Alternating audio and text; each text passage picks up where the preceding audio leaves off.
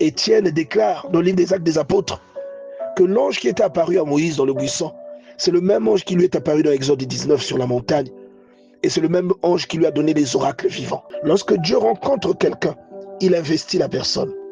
Il lui donne des outils, des instruments que j'appelle des dons spirituels.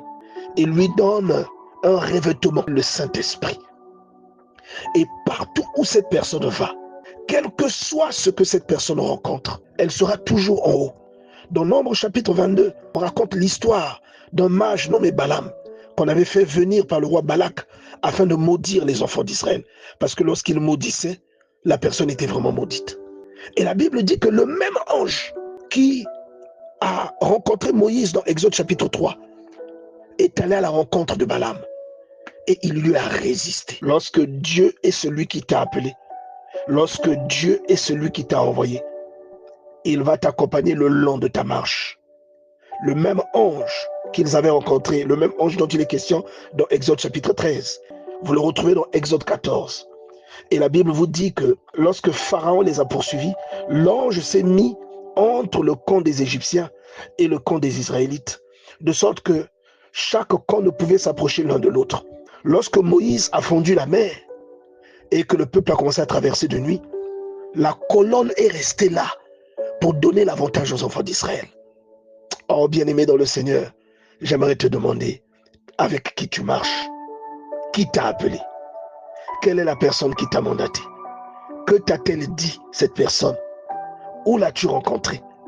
C'est pourquoi lorsque vous faites quelque chose de la part de Dieu, posez-vous réellement la question, est-ce que c'est Dieu qui vous a appelé? Quand c'est Dieu qui t'appelle, la route sur laquelle tu t'engages, c'est Dieu qui te précède. Celui que tu as rencontré, c'est celui-là qui fait le succès de ta mission. Lorsque vous avez rencontré Dieu et que celui qui vous a mandaté, le long de votre épopée, il vous défendra contre les attaques de l'ennemi. Il vous défendra contre des querelles dans lesquelles vous serez embourbés. Il vous défendra contre les pièges que l'ennemi pourra déployer contre vous. Il sera le garant de votre sécurité. Il sera le garant de votre succès. Il sera le garant de la puissance que lui-même manifestera au travers de votre vie. C'est pourquoi j'aimerais que vous vous posiez cette question.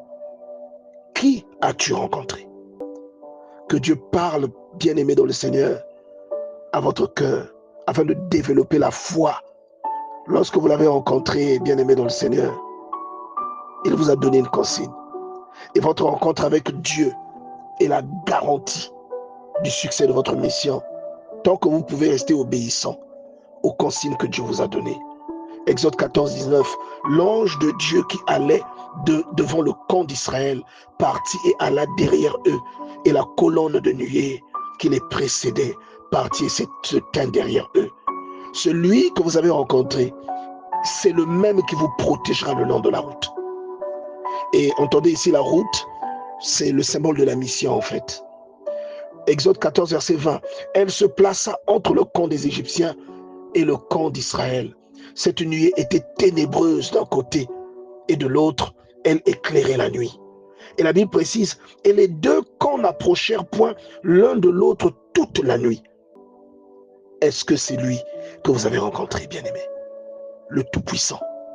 Est-ce que vous avez rencontré le Seigneur Jésus-Christ? Bien-aimé, quand c'est Dieu qui t'appelle, ce que tu vas faire, c'est Dieu qui le fera pour toi.